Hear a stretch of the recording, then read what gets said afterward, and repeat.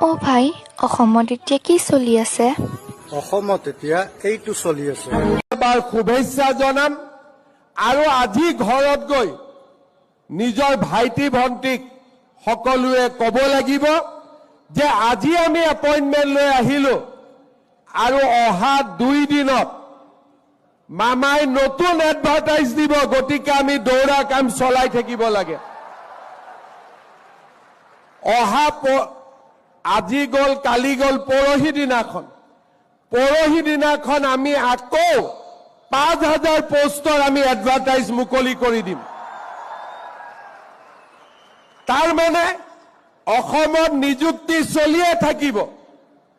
আজি আমি পালো, ঘৰত গৈয়ে ভাইটিক কম যে আজিৰ পৰা তই দৌৰিব আৰম্ভ কৰ, কাৰণ এডভাৰটাইজ আৰম্ভ হৈ গ'লেই। আমাৰ বন্ধুসকলক কম, যিসকলে নোপোৱা বুলি দুখ কৰি আছে, যে তহঁতি চিন্তা কৰিব নালাগে, আকৌ পোষ্ট ওলালে